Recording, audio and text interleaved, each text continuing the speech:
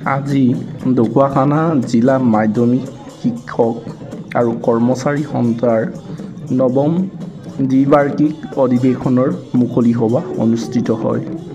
এই মুকলি সভাত অসম মাধ্যমিক শিক্ষক কৰ্মচাৰী সন্থাৰ সাধাৰণ সম্পাদক গোবিন্দ চন্দ্ৰ কলিতাই ৰিমছ এপছ শিক্ষা সেতু এপছত এটেণ্ডেঞ্চ, আৰ্ণ লিভ আৰু শিক্ষক আৰু ছাত্ৰ-ছাত্ৰীৰ বিভিন্ন সমস্যাসমূহৰ বিষয়ে কি ক'লে আমি নিশ্চয় শুনিম। তাৰ আগতে আমি মিচিংসকলৰ গুমৰাগ নৃত্যৰে মনটো সকলোৱে জীপাল কৰি লওঁ আহক।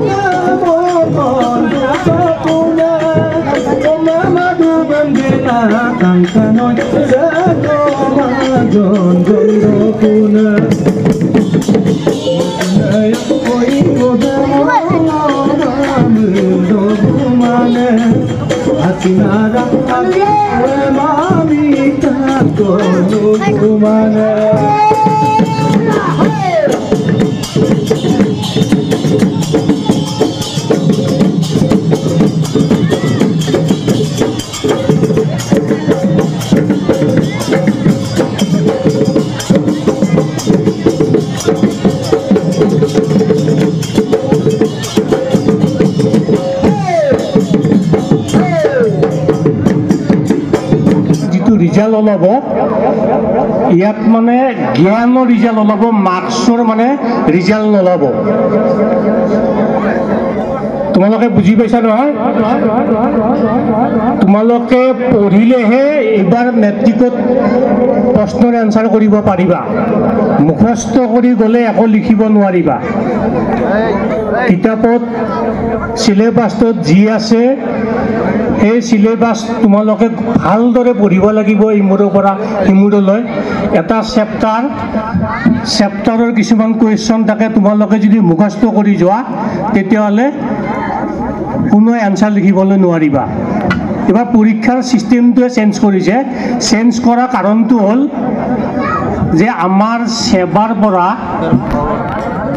বিশেষকৈ সেৱাৰ যিটো গভৰ্ণিং বডি তাৰ মই মেম্বাৰ, আমি দেখিবলৈ পাইছোঁ যে আমাৰ সৰহ সংখ্যক মেট্ৰিকত ষ্টেণ্ড কৰা ল'ৰা ছোৱালীয়ে এতিয়াও তেওঁলোকে মানে কি হৈ আছে, মানে কৰ্ম সংস্থাপন পোৱা নাই। গতিকে তোমালোকলৈ মোৰ অনুৰোধ, ছাত্ৰ ছাত্ৰীসকললৈ যে তোমালোকে পঢ়িব লাগিব, পঢ়ি জানিব লাগিব, জানিলে লিখিব পাৰিবা। মুখস্থ কৰি গৈ তাত কিন্তু একো কুৱেশ্যন এনচাৰ লিখিবলৈ নোৱাৰিবা। আৰু আমাৰ বিশেষকৈ গুৱাহাটীত দেখা যায় যে বহুত অভিভাৱকে ছাবজেক্ট ৱাইজ টিউশ্যন দিয়ে আৰু স্কুলৰ পৰা বাহিৰে বাহিৰে মানে 5টা ছাবজেক্টলৈ টিউশ্যন দি গাড়ী টিউশ্যনত ঘূৰি ফুৰায়। আৰু গাড়ীৰ ভিতৰতে মানে অভিভাৱকৰ এনেকুৱা এটা দায়িত্ব আহি যায় যে ছাত্ৰ ছাত্ৰীতকৈ অভিভাৱকজনে বেছি মানে এই মুখস্থৰ প্ৰতি বেছি ইণ্টাৰেষ্ট দিয়ে ছাত্ৰ ছাত্ৰীসকলক।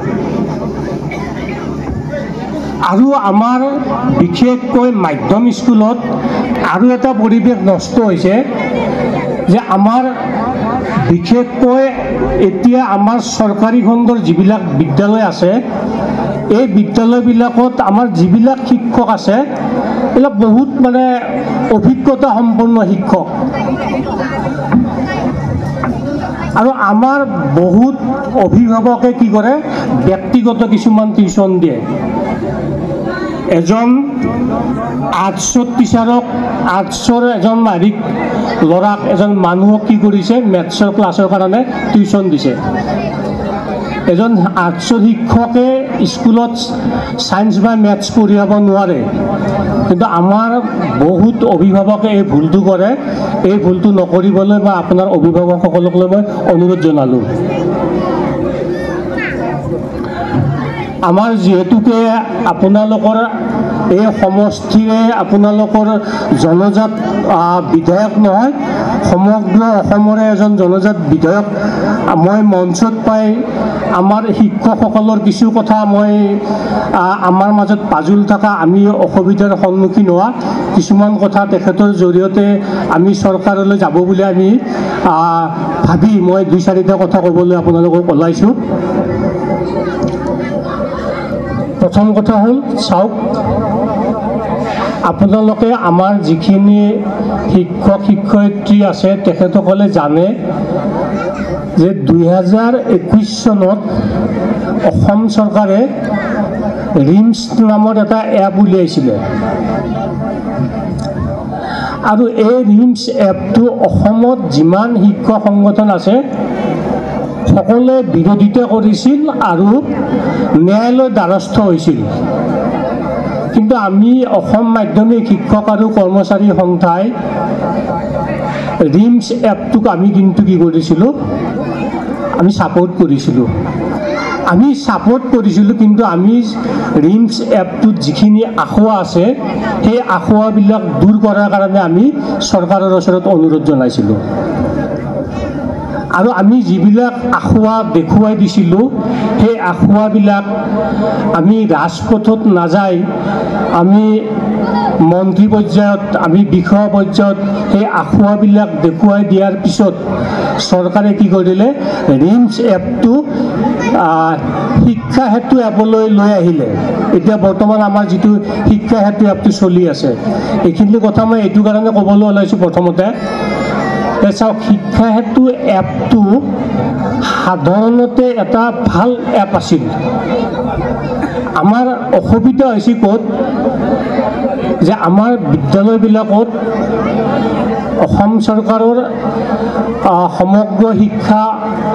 সমগ্ৰ শিক্ষাই যিবিলাক ডিভাইচ দিছে সেই ডিভাইচবিলাকত বহুত মানে কি আছিল, বিসংগতি আছিল। প্ৰথম বিসংগতি আছিল যে ডিভাইচটোৰ যিটো কাৰ্টুন, ডিভাইচটোৰ পেকেটটোত লিখা আছে 4G আৰু ডিভাইচটো আছিল 3G। এইবিলাক লৈ আমি বহুত মানে সামাজিক মাধ্যমত শিক্ষা বিভাগক জনোৱা হৈছিলে যদিও আমি ইয়াত বিশেষ এটা গুৰুত্ব পোৱা নাছিলোঁ। শেষত আসাম টক্স আৰু MD20বোৰে এটা টকশ্বু পতাত সেই টকশ্বুৰ প্ৰতিক্ৰিয়াত আমাৰ মুখ্যমন্ত্ৰী ডাঙৰীয়াই কি কৰিলে, এই শিক্ষা সেতু এপটোৰ বিসংগতিৰ ওপৰত এখন কি কৰিলে, 3জনীয়া উচ্চ ক্ষমতা সম্পন্ন কমিটি গঠন কৰি দিলে। আৰু সেই কমিটি কি কৰিলে, এমাহৰ ভিতৰত ৰিপৰ্ট ছাবমিট কৰিবলৈ দিলে। আৰু যেতিয়া কমিটিখন গঠন হ'ল, সেই কমিটিত আমাক অসম মাধ্যমিক শিক্ষক আৰু কৰ্মচাৰী সন্থাৰ ফালৰ পৰা আমাক নিমন্ত্ৰণ কৰা হৈছিলে। আৰু সেই আমি নিমন্ত্ৰণ ৰক্ষা কৰি আমি SSCৰ কাৰ্যালয়ত আমাৰ পৰা যিখিনি আখুৱা তেখেতসকলে বিচাৰিছিলে আমি এইখিনি দিবলৈ সক্ষম হৈছিলোঁ। বিশেষকৈ আমি অসম মাধ্যমিক শিক্ষক আৰু কৰ্মচাৰী সন্থাই যে আমি আগত যিবিলাক হৈ গৈছিল আমি সেইবিলাক কোৱা নাছিলোঁ। আমি মাত্ৰ কৈছিলোঁ যে ছাৰ, এই যিটো আপোনালোকে শিক্ষা সেতু এপটো দিছে, এইটো এটা ভাৰতবৰ্ষৰ ভিতৰত অসমে এটা পুৰস্কাৰ পাইছে, তাৰ কাৰণে আমি অসম চৰকাৰৰ শিক্ষা বিভাগক ধন্যবাদ দিছোঁ। আৰু এই ধন্যবাদ আমি আমাৰ শিক্ষকসকলকো দিব লাগিব। কিহৰ কাৰণে দিব লাগিব, যে আমাৰ শিক্ষকসকলে নিজৰ মোবাইলেৰে এটেণ্ডেঞ্চ দিয়াৰ কাৰণে আজি কি হ'ল, এই শিক্ষা সেতু এপটো এটা ৰাষ্ট্ৰীয় পুৰস্কাৰ পাবলৈ সক্ষম হ'ল। এইখিনি কথা আৰম্ভ কৰি আমি কৈছিলোঁ যে আপোনালোকে, আমি আৰম্ভণিতে যেতিয়া ৰিম চাইছিলে আমি তেতিয়া আপত্তি কৰা নাছিলোঁ যে আমাৰ প্ৰতিজন শিক্ষকৰে হাতত মোবাইল থাকে।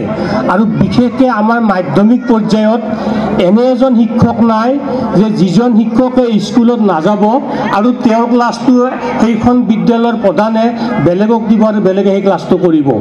গতিকে আমাৰ মাধ্যমিক পৰ্যায়ত যিখিনি শিক্ষক আছে সেই শিক্ষকখিনি সদায়ে সময়মতে স্কুলত আহে আৰু সময়মতে স্কুলৰ পৰা যায়।